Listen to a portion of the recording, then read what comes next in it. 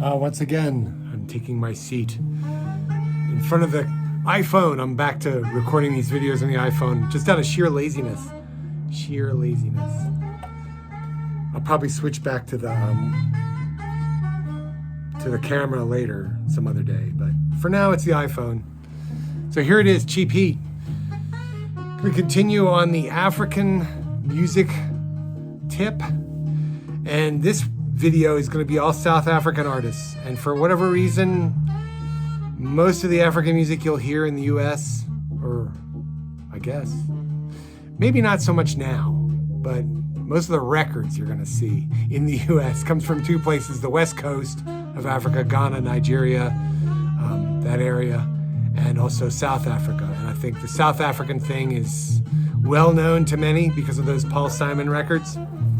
But there's actually a very rich vein and a very distinctive sound there that must be investigated in full. And there are several key artists that I'm going to discuss here whose records are actually still cheap. You can go into pretty much any decent sized record store and find a few of these things, and they will be less than $10. They should be. Because, well, I mean, they maybe not. Maybe they shouldn't be. I don't know. But anyway, typically, what I mean by should is, you don't want to get ripped off in life. And I've gotten all these records for very little money. So you can't talk about South African music without talking about an artist named Abdullah Ibrahim, also known as Dollar Brand. But Abdullah Ibrahim is his chosen name, and I will refer to him as Abdullah Ibrahim throughout. And what we're listening to is Abdullah Ibrahim's beautiful, beautiful record called Soweto. Of course, all these came out on South African labels, The Sun being one of the main ones. Those could be pretty pricey. Fortunately, they were reissued in the US on various labels. Blackhawk Records did a string of them in the 80s. Those are great, by the way. I've got all those. And Chiaroscuro is the other small American label that put out a lot of Abdullah Ibrahim's music. And this is possibly one of my favorites of his entire output. As you can see, it's called Soweto, and it's got an all South African cast. Abdullah Ibrahim on piano, lots of Fender Rhodes. By the way, it's credited as piano on the back cover, but this is Fender Rhodes, as you can tell. Basil Manenberg-Kutsi and Dudu Pukwana on tenor saxophones, Barney Rachabane on alto saxophones. Most of these guys have solo records out, by the way, under their own names. They're just very hard to find and very expensive. Sifo Gumede on bass. You're going to hear a little bit more about that gentleman. Dennis Impale on trumpet. Peter Morake on drums. Gilbert Matthews on drums. He's also a big name in the South African scene. And Basil Moses on bass on a few tracks. So this is a wonderful record. You're going to be hearing it throughout my blathering. Another one of the records he did on Chiaroscuro, or he did for The Sun, I think, but it was released on Chiaroscuro, is Cape Town Fringe. Very similar sound to what you're hearing now with Fender Rhodes. I think there's a side of Fender Rhodes and a side of acoustic piano. More or less the same personnel. The only minus about this record is that it's only 26 minutes long. 2 13-minute tracks, basically, on each side. Great record, though, Cape Town Fringe. Highly recommended.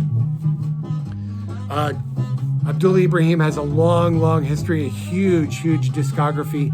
And like I said, a lot of these things can be had pretty inexpensively if you look for the right pressings. Here's one that came out on Inner City, which is almost a guarantee of cheap heat. Inner City reissued all the titles on Steeplechase and Enja, 2 Euro labels that are also generally fairly inexpensive. But the American version on Inner City, it's a decent enough pressing, and the music's super strong. This was recorded with American musicians, Roy Brooks on drums, and Cecil McBee on bass. All original Abdullah Ibrahim compositions, though. It's called Children of Africa. Really lovely record. Highly recommended. And finally, like I said, there are dozens of other records by Abdullah Ibrahim, but I'm just picking out some of the ones you could find for fairly inexpensive prices. This is Anatomy of a South African Village. This has got to be 20 pressings of this record. This is German pressing on inner chord. It's one of the great Fried Egg logo inner chord pressings from the mid-70s. I mean, I think the OG of this is actually pretty pricey, but numerous later pressings exist that could be had for $5-10. And this is a trio. This is with South African musicians. Makaya Nshoko on drums. As you might already know, Makaya Nshoko is an amazing drummer from South Africa. He's also the namesake for currently popular drummer, sampler, and composer Makaya McCraven. So there's a thread running throughout all this music that it's totally relevant today. Bassist is Johnny Gertz. Another bassist by the name of Johnny played a lot of records with Abdullah Ibrahim, Johnny Diani, and he did some solo records as well. Those are on Steeplechase. They're also mostly pretty expensive. Now I'm going to talk about another artist real quick. I'm not sure what these albums cost these days. I did not research them thoroughly, so caveat is these may not be cheap. But Dudu Pukwana has got to be one of my favorite African musicians. He spent a great deal of time in England. I believe he settled there because of the horrible political situation in South Africa. Probably couldn't do any of the music he wanted to without being brutalized. Same goes for Abdullah Ibrahim and really all the South African musicians I'm going to talk about. Anyway, this is called In the Townships, and this is a great example of the subgenre of township jazz, and it's got a very distinctive rhythmic feel to it. And this has got all great super all-star musicians: Louis Maholo on drums, Mongezi Feza on trumpet, Harry Miller on bass, and Bizo, I can't even pronounce his last name, on tenor sax. Anyway, it's a really cool record. If you do find it, there are OG pressings that are very pricey. This came out on Virgin Records. There's also a later pressing, I believe, on Virgin Venture. Anyway, get it. It's called In the Townships, and it's very distinctive and sort of a primer of what township jazz sounds like. Kind of essential in a way. Pukwana did another record that was reissued in the US called Diamond Express. It's on the Arista Freedom label. And this is a little bit more, this has got almost a jazz rock fusion sound, but there's also sort of a free jazz overlay on this. And again, I'm not sure if this is even cheap, but if you do see it around, get it. Mongezi Feza's on it, Elton Dean, Keith Tippett, Nick Evans, the whole sort of soft machine sort of horn section is on this. Louis Maholo, Victor and Tony on bass, Lucky Ranku on guitar. So again, an all-star assemblage, and just providing some real fascinating music here, all written and arranged by Dudu Pukwana, who's just a fire-breathing alto saxophone player. The same bunch of guys, and actually one gal, had a group called Jabula. Pukwana and Feza are on this, but it's mostly the project of Lucky Ranku and Ernest Motley on bass and guitar, plus Julian Balua on drums and vocals. There's a female vocalist on this who's really great, Vicky Malongo. But this is more of an funky Afro pop sound with jazz around the edges. I really like it. It stayed in the collection forever. And again, it's marginally cheap. It's probably worth whatever extra money you can spare to get it. Jabula. They did a second and a third record. They actually did several records, all of which are good. This is possibly their most jazzy record. It's called Thunder Into Our Hearts. It's got Feza and Pukwana in the horns, And Lucky Ranku, Julian Balua, and Ernest Motley are on this as well.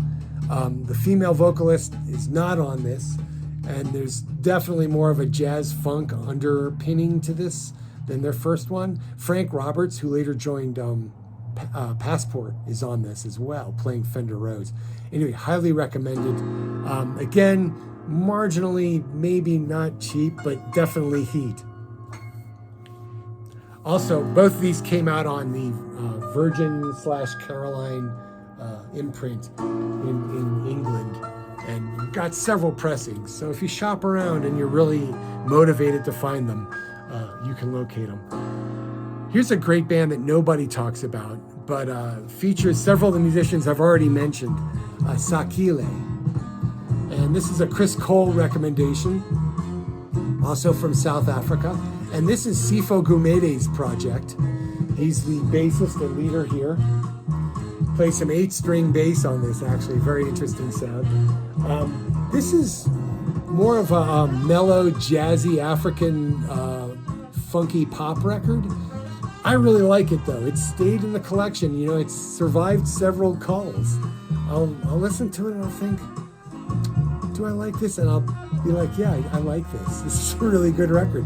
It's got kind of a Latter-day Crusaders feel to it.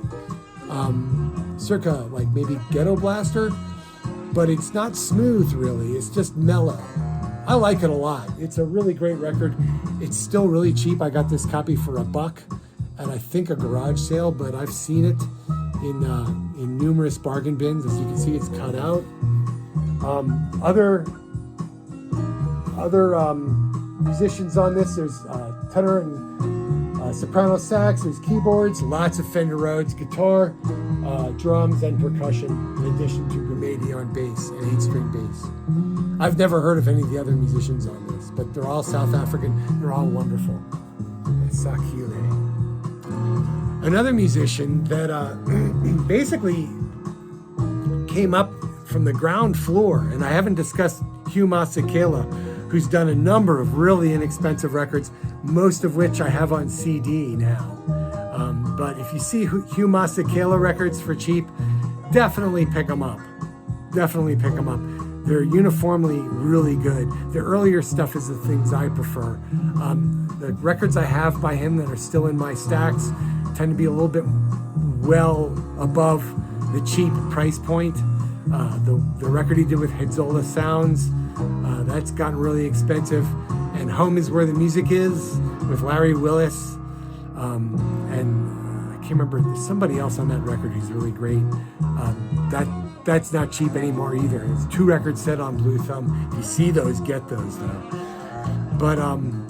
But this is a guy that is from the same generation and from the same sort of wellspring of inspiration that gave us Abdullah Ibrahim and Morgezi Feza, Johnny Diani, and Hugh Masekela. And it's Jonas Gwangwa. And he was a trombone player, or is a trombone player. And he recorded this record in the mid-70s for Ahmad Jamal's label, believe it or not. And it's got some really interesting liner notes that name drop several African musicians that I'd never heard of before. And all these guys are now legendary and have recorded records that go for like thousands of dollars. And one guy, Gideon Nuxalo, I can't even pronounce his name correctly. I just got the reissue of one of his records. And it's a fascinating sound and a fascinating education for me. Seeing how jazz was sort of filtered through the local sounds that these guys grew up listening to and playing. Anyway, this record is simply called Who Ngubani, and it's very similar to Hugh Masekela's early stuff. I like it a lot. It doesn't really list personnel, but Dudu Pukwana is on this, as well as several other big names. They sort of name drop in the liner notes. Mamsie is the vocalist on this. It's about half vocals, half instrumentals. It's a really cool record, and if you dig early Hugh Masekela, you've got to check this out. And it's almost stunning to me that this record is still cheap. That's because it's kind of a slice of history. Now, I mentioned Harry Miller.